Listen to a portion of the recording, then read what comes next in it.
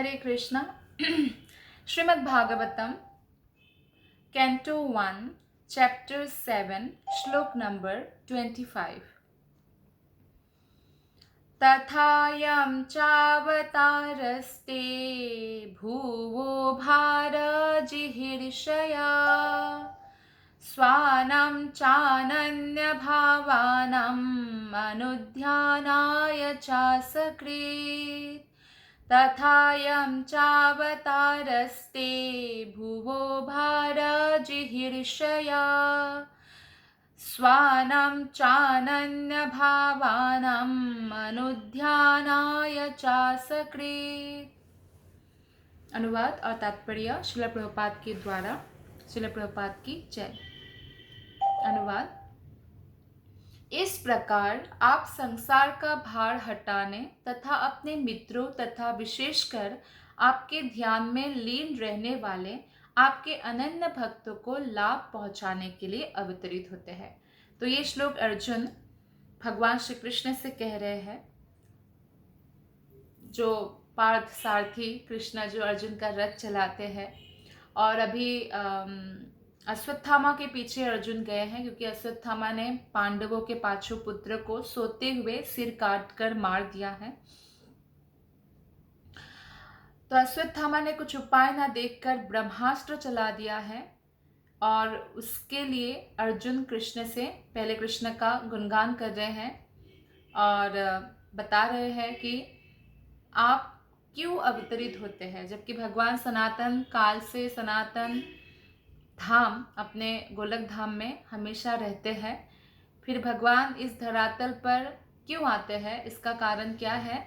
इसका कारण यह है कि पृथ्वी का भार हटाने के लिए आते हैं, और विशेषकर अपने मित्रों तथा अपने ध्यान में लीन रहने वाले अनन्य भक्तों को लाभ पहुंचाने के लिए अवतरित होते हैं। भक्तों को प्रसन्नता प्रदान करने के लिए अवतरित होते हैं। ऐसा प्रतीत होता है कि भगवान अपने भक्तों का पक्षपात करते हैं, कि भक्तों का साइड लेते हैं, ऐसा प्रतीत होता है। लेकिन सभी जीव भगवान से संबंधित है। भगवान सबके लिए समान है। जैसे कोई माता है, उनका 2 पुत्र है, एक लायक एक नालायक, लेकिन दोनों के लिए माता समान है। समान प्रकार से उनका देखभाल करते हैं, खाने पीने का ध्यान रखती है और प्रेम करती है। लेकिन जो बच्चा नालायक है, उसको पनिशमेंट भी देती है, ताकि उसी के कल्याण के लिए, ताकि वो सुखपूर्वक रह सके और लायक बने। तो इस प्रकार से भगवान सबके लिए समान है और भक्तों के लिए विशेष अनुरक्त रहते हैं। जैसे जो माता की आज्ञा पालन करते हैं, उस पुत्र के प्रति माता विशेष प्रकार से अनुरक्त रहती है। तो भगवान सबों के पिता है। ऐसा नहीं है कि अच्छा देवकी के पुत्र बनकर जन्म लिए तो भगवान भी फिर हमारे जैसे हो गए, ऐसा नहीं है। भगवान माता पिता जो उनके होते हैं, वही भगवान के भक्त होते हैं, क्योंकि वो वात्सल्य रस में कृष्ण से जुड़ना चाहते हैं, प्रेम करते हैं, इसलिए उनको वात्सल्य रस प्रदान करते हैं। तो भगवान के जो पुत्र बनते हैं या पिता बनते हैं या फ्रेंड्स बनते हैं, तो ये सब उनके भगवान के पार्षद है, उनके भक्त ही उनके ये सब रिलेशन में आते हैं, और यह उनकी दिव्य लीला है। तो इसका संसारी संबंध जैसे पितृत्व या अन्य किसी से कोई प्रयोजन नहीं होता, तो क्योंकि भगवान जो है तीनों गुणों से ऊपर है, और हमारे लिए ही भगवान धरातल पर अवतरित होते हैं। श्लोक नंबर 26 में कहा गया है, किमिदं स्वित्कुटो वेति देवदेवा न विद्म्यहम् सर्वतो मुखमायाति तेजः परमदारुणम्। हे देवाधिदेव, यानी समस्त देवताओं के भी पूज्य कृष्ण, चारों ओर फैलने वाला यह घातक तेज कैसा है। अश्वत्थामा के ब्रह्मास्त्र से तेज फैल गया है, बहुत प्रकाशमान हो गया है। तो बोलते ऐसा लग रहा है इस प्रकाश से प्राण जाने वाली है मेरी। तो ये प्रकाश कैसा है? यह कहाँ से आ रहा है, मैं इसे समझ नहीं पा रहा हूँ, ऐसे अर्जुन कहते हैं। जो भी वस्तु भगवान के समक्ष प्रस्तुत की जाए उसे सादर प्रार्थना पूर्वक करना चाहिए। ये हम अर्जुन की प्रार्थना से सीखते हैं। अर्जुन का ही नहीं, समस्त भक्त इस जो वैष्णव सदाचार है उसका पालन करते हैं कि कृष्ण से जो भी बोलना है वो प्रार्थना पूर्वक करना चाहिए। पहले जैसे अर्जुन ने गुणगान किया, फिर प्रश्न किया कि ये क्या है कृष्ण, मैं समझ नहीं पा रहा हूँ। यही मानक विधि है। और अर्जुन ने भगवान के अंतरंगा सखा होते हुए भी इस विधि का पालन किया, सामान्य जनों को शिक्षा प्रदान करने के लिए।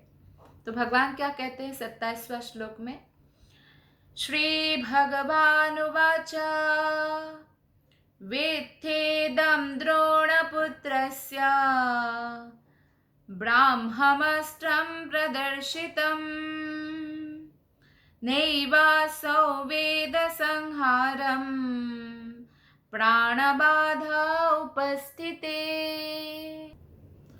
तो भगवान कहते हैं, पुनः पुरुषोत्तम श्री भगवान ने कहा अर्जुन से कि तुम मुझसे ये जान लो कि ये द्रोण के पुत्र का कार्य है, यानी अश्वत्थामा का।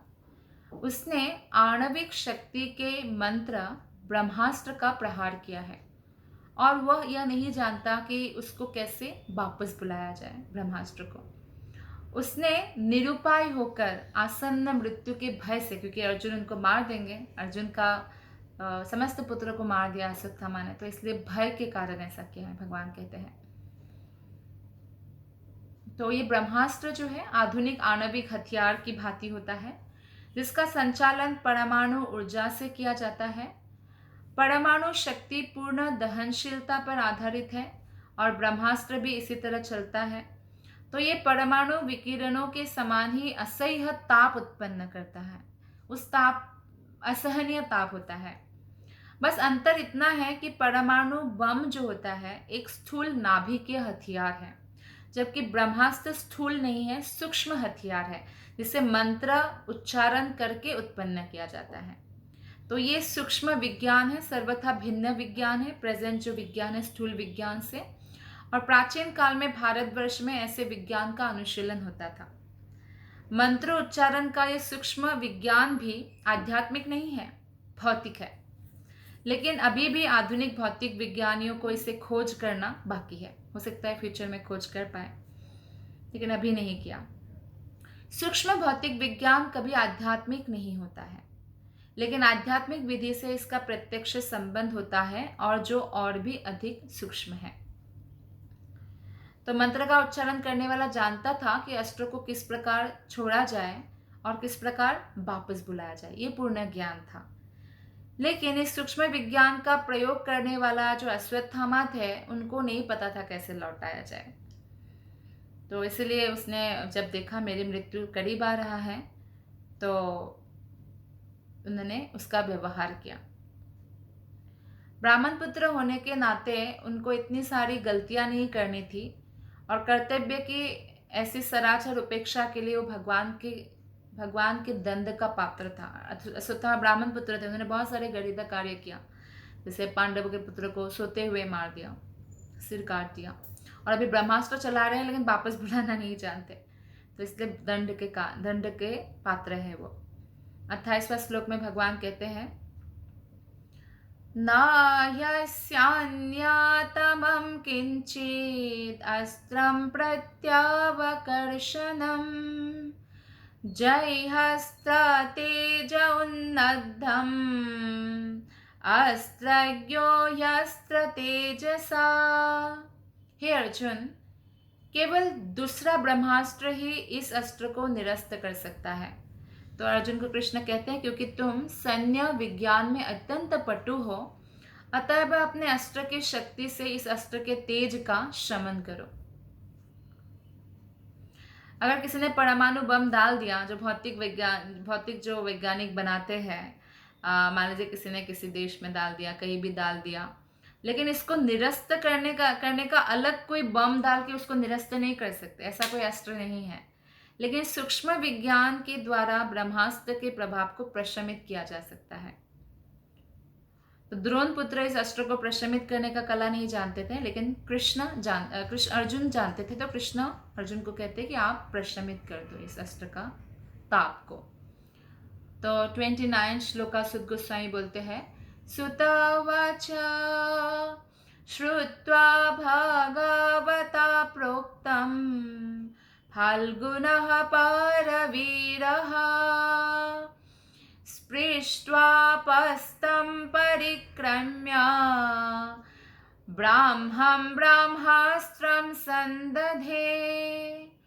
श्री श्रुत गोस्वामी ने कहा, भगवान से यह सुनकर अर्जुन ने शुद्धि के लिए जल का स्पर्श किया और भगवान कृष्ण को परिक्रमा किया पहले, और उसके बाद अस्त्र को प्रशमित करने के लिए अपना ब्रह्मास्त्र छोड़ा।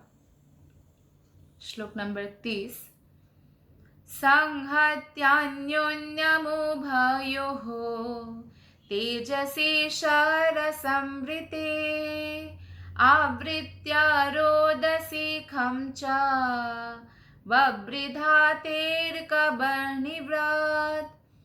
जब दोनों ब्रह्मास्त्रों की किरणें मिल गई तो सूर्य के गोल के समान अग्नि के एक बृहद चक्र ने समस्त बाह्य अंतरिक्ष तथा लोकों के संपूर्ण गगन मंडल को आवृत्त कर लिया। मतलब इतना ग्रेट अस्त्र है वो। उनका प्रकाश ऐसे सूर्य के गोले के समान जैसे पूरा आवृत्त कर लिया उनके प्रकाश ने, अग्नि ने।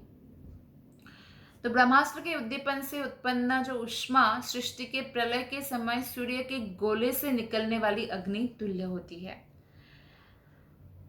तो ब्रह्मास्त्र से जो उष्मा यानी ताप उत्पन्न हो रहा था, वो परमाणु शक्ति के विकिरण उसके सामने बहुत नगण्य है। परमाणु बम के विस्फोट से ज्यादा एक ही ग्रह नष्ट हो सकता है, लेकिन ब्रह्मास्त्र द्वारा जो उत्पन्न उष्मा है उससे समस्त ब्रह्मांड नष्ट हो सकता है, इसलिए उसका नाम है ब्रह्मास्त्र। अतः इसकी तुलना प्रलयकालीन उष्मा से की गई है। श्लोक नंबर 31, दृष्ट्वास्त्रतेजस्तुतयो स्त्रीलोकान् प्रदहन् महत् दह्यमानः प्रजः सर्वः सांवर्तकाममंसत। उन अस्त्रों की सम्मिलित अग्नि से तीनों लोकों के सारे लोग जल भुन गए। तीनों लोकों के, स्वर्ग मर्त्य पाताल, इतना ज्यादा प्रलयंकारी उष्मा निकल रहा था दोनों ब्रह्मास्त्र से। तो सभी लोगों को उस सांवर्तक अग्नि का स्मरण हुआ जो प्रलय के समय लगती है। तो तीन लोक क्या है? ब्रह्मांड के जो ऊर्ध्व लोक है, स्वर्गलोक, और उसके ऊपर जो लोक है महरलोक, जैनलोक, तपलोक, ब्रह्मलोक आदि। मध्य में हमारा पृथ्वी है और नीचे और भी 7 लोक हैं। वो अधोलोक निम्न लोक माना गया है। अतल, वितल, सुतल, तलातल, रसातल, महातल, पाताल इत्यादि। तो यद्यपि ब्रह्मास्त्र इस पृथ्वी पर छोड़ा गया था, पृथ्वी पर हो रहा है ये, लेकिन अस्त्रों की जो सम्मिलित उष्मा है वो सारे ब्रह्मांड में छा गई और विभिन्न लोकों के जो समस्त वासी थे उनको ये अनुभव होने लगा। उनको लगा कि प्रलय के समान जो प्रलय के समय जो अग्नि होता है, सांवर्तक अग्नि, ऐसा ही लग रहा है। तो इसका अर्थ ये भी हमें पता चलता है भागवत से कि कोई भी ग्रह जीवों से रहित नहीं है, जैसे अल्प बुद्धि वाले भौतिक लोग सोचते हैं कि कोई ग्रह में शायद कोई नहीं है। ऐसा नहीं है। तो 32 श्लोक में बताया गया है, प्रजोपद्रवमालक्ष्य लोकव्यतिकरं च तं मतं च वासुदेवस्य संजहारार्जुनोद्वयम्। इस प्रकार जन सामान्य में फैली हड़बड़ी एवं ग्रहों के आसन्न विनाश को देखकर अर्जुन ने भगवान श्री कृष्ण की इच्छा के अनुसार तुरंत ही दोनों अस्त्रों को निवारण कर दिया। छोड़ा इसलिए क्योंकि उनके अश्वत्थामा के ब्रह्मास्त्र को भी प्रशमित करना था, लेकिन छोड़ने के बाद इतना ताप उष्मा हो गया तो अर्जुन ने तुरंत ही दोनों अस्त्रों को निवारण कर दिया। तो यह मत कि आधुनिक परमाणु बम का विस्फोट संसार का संहार कर सकता है, ये बचकानी कल्पना है। प्रभुपाद कहते हैं कि बच्चों का कल्पना है। पहले तो परमाणु ऊर्जा संसार को विनाश करने के लिए पर्याप्त सशक्त नहीं है। दूसरे, ये सब परमेश्वर की इच्छा पर निर्भर करता है, क्योंकि उनकी इच्छा या स्वीकृति के बिना कुछ भी बनाया नहीं जा सकता, कुछ भी बिगाड़ा नहीं जा सकता। तो श्रील प्रभुपाद कहते हैं कि ये सोचना भी मूर्खता है कि प्राकृतिक नियम अनंतिम रूप से शक्तिशाली है। भौतिक प्रकृति का नियम भगवान के निर्देश अनुसार ही चलता है। उसमें भगवान कहते हैं कि प्राकृतिक नियम उनके अधिक्षण में कार्य करते हैं। इसलिए जब जब कोई मार्केट को बढ़ाने के लिए, मार्केटिंग के लिए ऐसा बोलते हैं कि आज ये होने वाला है, पूरा संसार नष्ट होने वाला है, जितना शॉपिंग करना है अभी कर लो, जितना एंजॉय करना है अभी कर लो, या मान लीजिए 2012 में पृथ्वी नष्ट होने वाला है, या 2000, ऐसे जो र्यूमर्स फैलाते हैं ये सत्य नहीं है। कलयुग का अभी 5000 साल ही गया है। अभी 4,32,000 साल में 4,70,000 साल अभी पृथ्वी रहेगा। हाँ, ऐसा हो सकता है कि भूकंप आया, एक जगह के लोग सब मर गए, या लेकिन पूरे पृथ्वी पर या पूरा संसार ही नष्ट होगा, इतना सशक्त नहीं है कोई भी परमाणु बम। तो भगवान की इच्छा पर निर्भर होता है। भगवान श्री कृष्ण ने इच्छा प्रकट की कि द्रोणी का तथा अर्जुन दोनों के द्वारा छोड़े गए अस्त्र लौटा दिया जाए, तो तुरंत अर्जुन ने आज्ञा का पालन किया।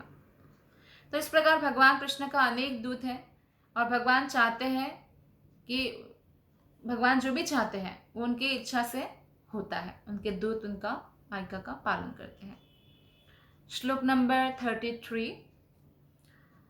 तत आसाद्य तरसा दारुणं गौतमी सुतं बबन्धामर्षतं राक्षः पशुं रशनया यथा। तांबे के 2 लाल तप्त गोलों के समान क्रोध से प्रज्वलित आंखें किए। जैसे तांबा का 2 लाल तप्त गोला हो, ऐसे आंखों में, आंखें एकदम लाल है, ऐसा अर्जुन का आंख हो गया है।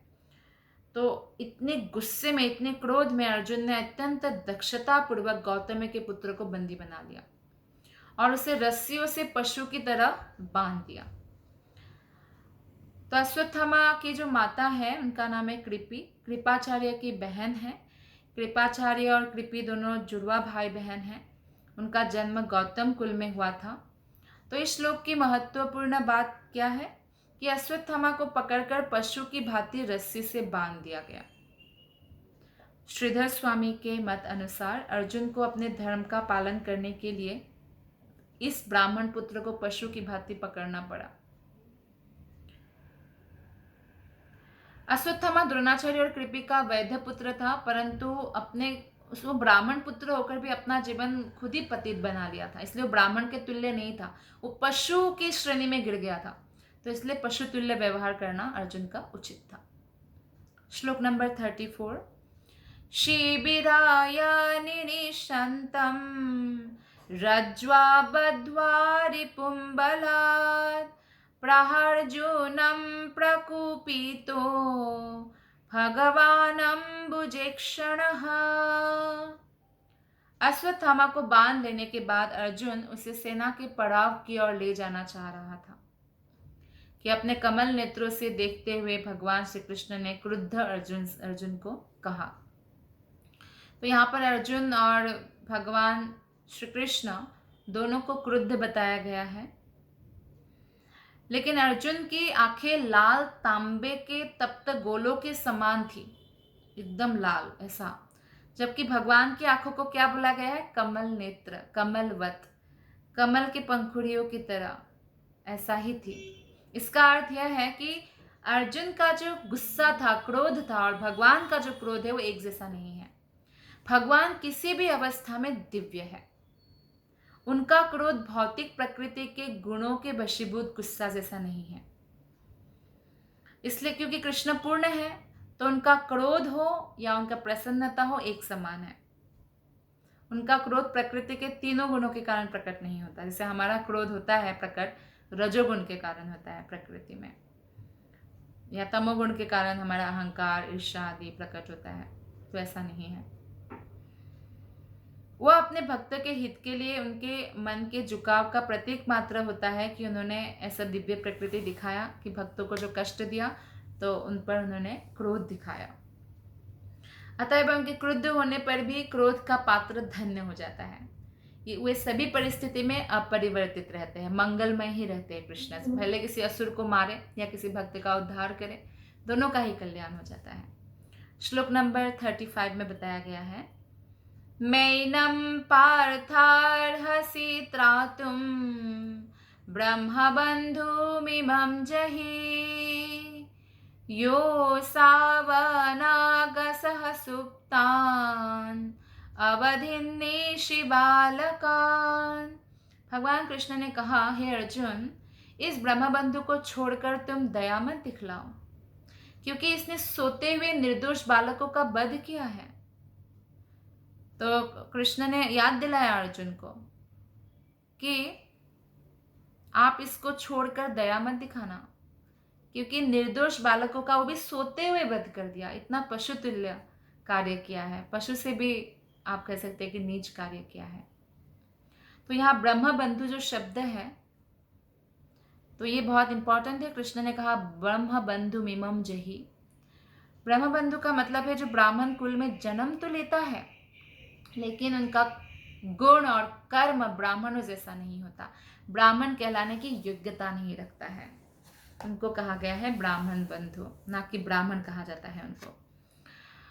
उच्च न्यायालय का जो न्यायाधीश होता है, जज होते हैं, उनके पुत्र को हम जज नहीं कह सकते, क्योंकि वो रिश्तेदार है इसलिए वो जज नहीं बन जाते हैं। उसके लिए योग्यता अर्जन करना पड़ता है। तो इसलिए जन्म के आधार पर कोई ब्राह्मण नहीं होता। ब्राह्मण बनने के लिए आवश्यक योग्यताओं की आवश्यकता होती है। जिस प्रकार न्यायाधीश का पद उसके योग्य व्यक्ति के लिए होता है, उसी प्रकार ब्राह्मण का पद भी योग्यता से प्राप्त होता है। और जैसे कोई भी न्यायाधीश बन सकता है, ऐसा नहीं कि न्यायाधीश का बेटा ही न्यायाधीश बनेगा, राइट, या डॉक्टर का बेटा ही डॉक्टर बनेगा। कोई भी डॉक्टर बन सकता है। ठीक उसी प्रकार से ब्राह्मणी का पुत्र ही ब्राह्मण बनेगा, ऐसा नहीं है। कोई चंडाल कुल में भी जन्म लिया लेकिन ब्राह्मण की योग्यता प्राप्त कर लिया तो उसे ब्राह्मण माना गया है शास्त्र में। तो इसीलिए हमें उसे ब्राह्मण के रूप में स्वीकार करना होगा। शास्त्रों का आदेश है कि यदि ब्राह्मण से इतर कुल में भी उत्पन्न हुए पुरुष में ब्राह्मण के सद्गुण रहते हैं तो उसे ब्राह्मण के रूप में स्वीकार करना होता है। जैसे विश्वामित्र क्षत्रिय कुल में जन्म लिया लेकिन मुनि बन गए तो हम उन्हें स्वीकार करते हैं मुनि के रूप में। तो इसी प्रकार यदि ब्राह्मण कुल में उत्पन्न व्यक्ति ब्राह्मण के गुणों से रहित होता है तो उसे अब्राह्मण कहा जाता है या ब्राह्मण बंधु कहना चाहिए। समस्त वेदों के परम प्रमाण भगवान कृष्ण ने यह अंतर स्वयं बताया है और इसका कारण अगले श्लोक में बताने वाले हैं भगवान।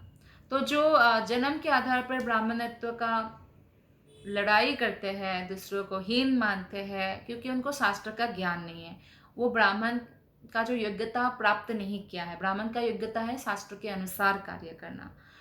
तो इसलिए भगवत गीता में कृष्ण भी साफ साफ बोलते हैं कि चतुर्वर्ण्यम मया सृष्टम गुण कर्म विभागश। ब्राह्मण क्षत्रिय वैश्य शूद्र ये जो 4 वर्ण है, चातुर्वर्ण्यम मया सृष्टम, मैंने सृष्टि किया है, गुण कर्म विभागश, गुण और कर्म के अनुसार विभाजित है।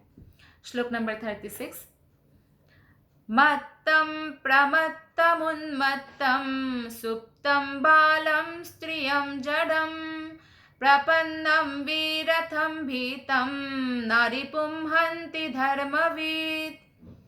जो मनुष्य धर्म के सिद्धांत को जानता है वो ऐसे शत्रु का वध नहीं करता जो असावधान होते हैं, नशे में उन्मत्त होता है। इसलिए आप देखिए जब कोर्ट में भी जाते हैं, कोई अगर शराबी है तो उन्मत्त अवस्था में उनका कोई भी वो स्वीकार नहीं किया जाता, या कोई पागल है, पागल को नहीं ऐसे मारा जाता है, या कोई सोया हुआ है, डरा हुआ है, रथ विहीन हो, ना ही वो किसी बालक का, स्त्री का, या कोई मूर्ख प्राणी है या शरणागत जो उनके सरेंडर हो चुके हैं उनका वध करता है। परीक्षित महाराज ने जब देखा कि ऐसे बैल को मार रहा है कली, तो कलियुग को दंड देना चाहिए, लेकिन कलियुग तुरंत शरण ग्रहण करते परीक्षित महाराज का, तो फिर उनको दंड नहीं देते, मारते नहीं है। तो इसलिए छोटा बच्चा मारने योग्य नहीं है, या स्त्री मारने योग्य नहीं है, या कोई सरेंडर जो आपके अंदर शरणागत है, या कोई मूर्ख व्यक्ति, तो इनको नहीं मारना चाहिए। धर्म के ज्ञाता योद्धा द्वारा कभी ऐसे शत्रु को नहीं मारा जाता जो प्रतिरोध ना करे। पुराने समय में धर्म युद्ध के सिद्धांतों के आधार पर लड़ा जाता था, इंद्रिय तृप्ति के आधार पर नहीं। तो इसलिए शत्रु अगर सोया हुआ हो उसको मारा नहीं जाता, मारना नहीं चाहिए। ये धर्म के युद्ध के नियम के विरुद्ध है। तो पूर्व काल में कभी भी स्वार्थी राजनेताओं ने इसे भड़का दिया, इसलिए एक दूसरे का घर जला रहे हैं, आपस में लड़ रहे हैं, ऐसा नहीं होता था। युद्ध पापों से रहित धार्मिक नियमों के आधार पर लड़े जाते थे। धार्मिक सिद्धांतों के अनुसार की गई हिंसा तथाकथित अहिंसा से श्रेष्ठ होता है। तो इसलिए अर्जुन को कृष्ण ने कहा था कि युद्ध करो, क्योंकि उनको धार्मिक सिद्धांतों को प्रतिस्थापित करना था। ये नहीं कि अपना, जैसे राजनेता अपना स्वार्थ निकालने के लिए युद्ध करवाते हैं। श्लोक नंबर 37। स्वप्राणान् यः परप्राणे प्रपुष्णात्यघृणः खलः तद्वधस्तस्य हि श्रेयो यद्योषाद्यात्यधः पुमान्। ऐसा क्रूर तथा दुष्ट व्यक्ति जो दूसरों के प्राणों के बलि पर पलता है, उसका वध किया जाना उसके लिए ही हितकर है, अन्यथा अपने ही कर्मों से उसकी अधोगति होती है। कृष्ण स्वयं कहते हैं कि ऐसा क्रूर और दुष्ट व्यक्ति जो दूसरों को मारते हैं, मर्डर करता है, दूसरों के प्राणों के बलि पर पलता है, उसका वध कर देना चाहिए। ऐसा नियम होना चाहिए। इसलिए मर्डर करने वालों का फांसी होता है। ये उसके लिए अच्छा है, क्योंकि नहीं तो उसका नरक में उसको हजारों साल तक ऐसे ही कष्ट पाना होगा। तो अगर पृथ्वी लोक में उसका फांसी हो गया तो फिर उसको वो नरक में जो कष्ट है उससे वो बच जाएगा, तो वो उसके लिए अच्छा होता है, ऐसे कृष्ण ने कहा। तो इसीलिए यदि शासन किसी हत्यारे को प्राण दंड देता है तो ये अपराधी के लिए अच्छा होता है, फिर उनको अगले जन्म में इस हत्या कर्म के लिए फल को भुगतना नहीं पड़ेगा।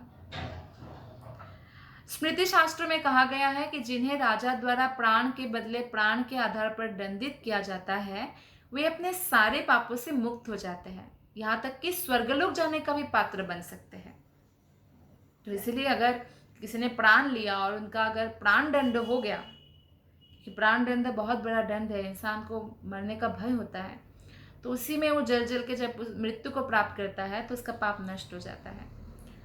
नागरिक संहिता तथा धार्मिक सिद्धांतों के महान रचनाकार मनु के अनुसार पशु के मारने वाले तक को हत्यारा समझना चाहिए, क्योंकि पशु मांस कभी भी सभ्य मनुष्य का भक्ष्य नहीं होता। पशु मांस मनुष्य के लिए नहीं है, मनुष्य के लिए आहार नियत कर दिया गया है। हाँ, शेर मांस खा सकता है, क्योंकि शेर घास फूस नहीं खा सकता। मनुष्य, भगवान ने कहा पत्रम पुष्पम फलम तोयम, फल खाके, साग खाके, पत्रम, ये सब कृष्ण को ऑफर करके खाना चाहिए। मनुष्य को अनाज खा के जीवित रह सकता है, उसके लिए मांस, अंडा, मछली खाने की आवश्यकता नहीं है।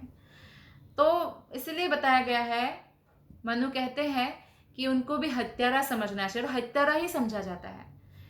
पशु मांस में किसी भी तरह से अगर वो जुड़ा हुआ है तो उसको यमराज दंडित करते हैं।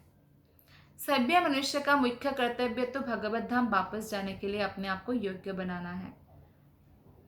तो उनका कहना है, मनु का, कि पशुओं के वध के पीछे पापी गिरोहों का नियत षड्यंत्र रहता है। पशु तो बहुत अबोध होते हैं, तो इसलिए अतएव शास्त्र में क्या बताया गया है, इसलिए उनके लिए भी दंडनीय, उनके लिए दंड है। जैसे कोई षड्यंत्रकारी गिरोह है, ग्रुप है, किसी का षड्यंत्र करके किसी का मर्डर कर देते हैं ना, तो ये पशु का भी ऐसा ही करते हैं लोग। किस किस को हत्यारे का दंड मिलता है प्रकृति के नियमों के अनुसार? जो पशु वध की आज्ञा देता है, पशु को मारता नहीं है लेकिन बोलते ठीक है मारो, कोई बात नहीं, ऐसे आज्ञा देता है उसको। जो पशु वध करता है उसको भी सेम दंड, जो एक हत्यारे को दंड मिलता है ना यमराज के कोर्ट में, या जो वध नहीं करता लेकिन काटे गए पशुओं को बेचता है, वध नहीं क्या, लेकिन काटा हुआ पशु के मांस को बेच रहा है, उसको भी। या जो ना बेचता है ना वध करता है, मांस आ गया घर में, पका रहा है, पकाने वाले को भी सेम दंड मिलेगा। या जो पकाया नहीं है, बेचा नहीं है, वध भी नहीं किया, लेकिन उसको परोस रहे हैं, वितरण कर रहे हैं, दूसरों को खिला रहे हैं, खुद नहीं खा रहा लेकिन दूसरों को खिला रहे हैं, उसको भी सेम पाप लगेगा। और वो भी जो ऐसे पकाए भक्ष्य को खाता है। तो आप देखिए सब लोग क्या है, हत्यारे हैं, और वे सभी प्रकृति के नियमों द्वारा दंडनीय हैं। सब लोगों को एक ही दंड मिलेगा। मांस खाने वाले को, मांस परोसने वाले को, या ये कहने वाले को कि हम नहीं खाते आप मांस खा लो, आज्ञा देने वाले को, या मांस बेचने वाले को, या पशु या पक्षी को मारने वाले को, या खुद नहीं खाते लेकिन दूसरों को बांटते हैं, उनको भी, सबको पाप लगेगा। ऐसा ही नशा के साथ भी है, खुद शराब नहीं पीते लेकिन दूसरों को बांट रहे हैं, या इसमें किसी भी तरह जुड़ा हुआ है, तो इस तरह से उसका भी जो न्यूनतम पाप है वो लगता है। तो इस तरह से मांस का इसमें खासकर बात बताया गया है, वो मनुष्य के लिए है ही नहीं। चाहे कोई कितनी ही वैज्ञानिक प्रगति क्यों ना कर ले, वो जीव को उत्पन्न नहीं कर सकता है। आप मार सकते हैं तो आप क्या किसी जीव को उत्पन्न कर सकते हो? आपने मुर्गी को मार दिया तो मुर्गी बना सकते हैं? नहीं बना सकते हैं, तो इसलिए मार नहीं सकते हैं। पशु भक्षकों के लिए शास्त्रों में सीमित पशु यज्ञों की अनुमति है, तो इसके लिए कसाई घर खोल के रोज रोज मारना बेचना ऐसा नहीं करना है। लेकिन कई ऐसे भी निम्न कोटि के लोग हैं जो मांस खाए बिना रह नहीं सकता, तमोगुणी लोग हैं, तो उनके लिए शास्त्रों में कुछ विधान दिया है ताकि उस विधानों को पालन करके वो धीरे धीरे उन्नति करे, नरक ना जाना पड़े। तो उसके लिए शास्त्रों में कुछ अनुमति दिया गया है कि जैसे फॉर एग्जाम्पल कि इस अमावस्या को काली को ऑफर करके उसका जो प्रसाद खा सकता है, लाइक दैट। वो इसलिए नहीं है कि ऐसे खाओ या उसको बढ़ावा दे रहे हैं, ऐसा नहीं है। वो निम्न कोटि के लोगों के लिए निम्न नियम है ताकि वो लोग एटलीस्ट नीचे ना जाके धीरे धीरे प्रगति करें, भक्ति की ओर आए, इसलिए। लेकिन उस बलि में वो क्या क्या मंत्र बोलता है जब बलि देता है कि इस जन्म में मैं आपका बलि दे रहा हूं, अगले जन्म में मैं पशु बनूंगा, आप मेरा बलि देना, तो उतना ही कष्ट उनको भी मिलेगा। तो ऐसे चलता रहता है। तो ऐसे बोलते बोलते एक दिन उसको ये ज्ञान हो जाता है कि मुझे भी इस कष्ट के थ्रू जाना पड़ेगा, है ना। मारने समय जो उसका कष्ट होता है वो देखता है, फिर वो छोड़ देता है। तो इसी के लिए ये प्रोसेस है।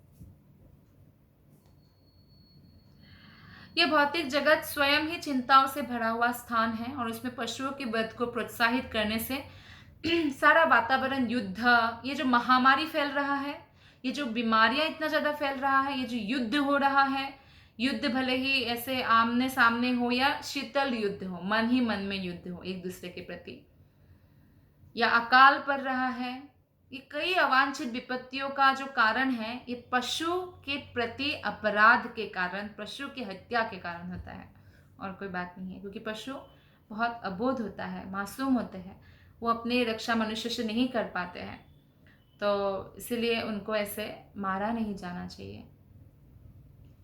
श्लोक नंबर 38।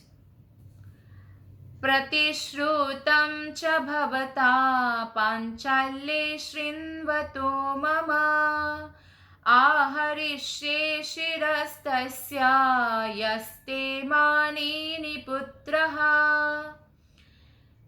आगे भगवान कहते हैं, इसके अतिरिक्त मैंने स्वयं तुम्हें द्रौपदी से प्रतिज्ञा करते सुना है कि तुम उसके पुत्रों के वधकर्ता का सिर लाकर उपस्थित करोगे।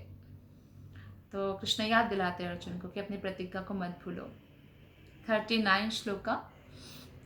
तदा सौवध्यतां पाप आततायात्मबन्धुः भर्तुश्च विप्रियं वीरा कृतवान् कुलपांसनः। यह आदमी तुम्हारे ही कुल के सदस्यों का हत्यारा तथा वध करता है, आतताई है अश्वत्थामा। यही नहीं, उसने अपने स्वामी को भी असंतुष्ट किया है। स्वामी कौन है? दुर्योधन। तो दुर्योधन को भी असंतुष्ट किया है अश्वत्थामा ने, क्योंकि इतने बालकों को सोते हुए मार दिया, इसलिए। तो वो अपने कुल की कुलांगार है अश्वत्थामा।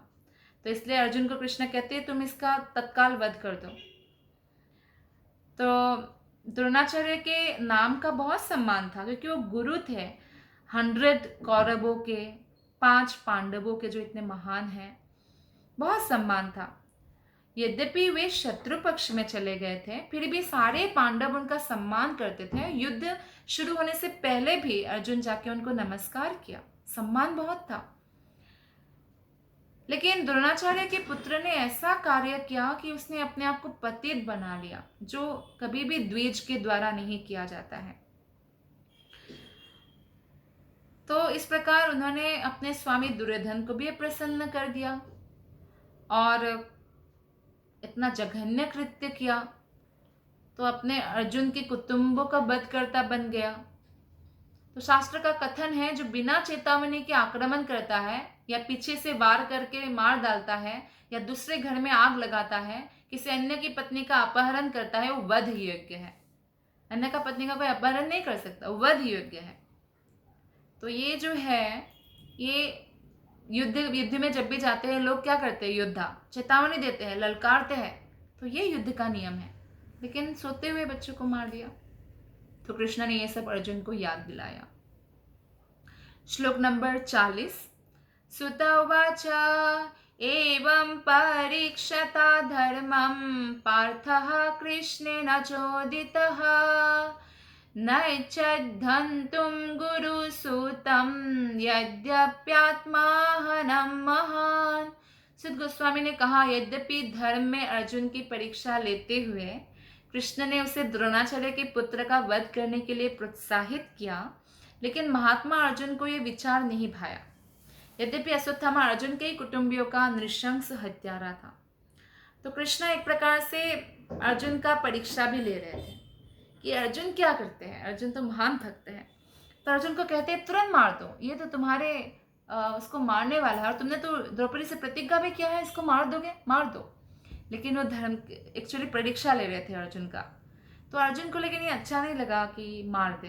तो क्योंकि ऐसा क्यों? क्योंकि अर्जुन महान आत्मा थे, भक्त थे। यहाँ पर सिद्ध होता है, यहाँ पर भगवान कृष्ण स्वयं उसे द्रोण पुत्र को वध करने के लिए प्रोत्साहित करते हैं, लेकिन अर्जुन सोचता है कि उसे अपने महान गुरु के पुत्र को प्राणदान देना चाहिए, क्योंकि भले ही वो अयोग्य ब्राह्मण है लेकिन गुरु पुत्र है ना। भले ही वो अपने सनक के कारण जघन्य कर्म किए हैं, लेकिन फिर भी आखिर द्रोणाचार्य के तो पुत्र ही है ना, तो कितना सम्मान है अपने गुरु के प्रति।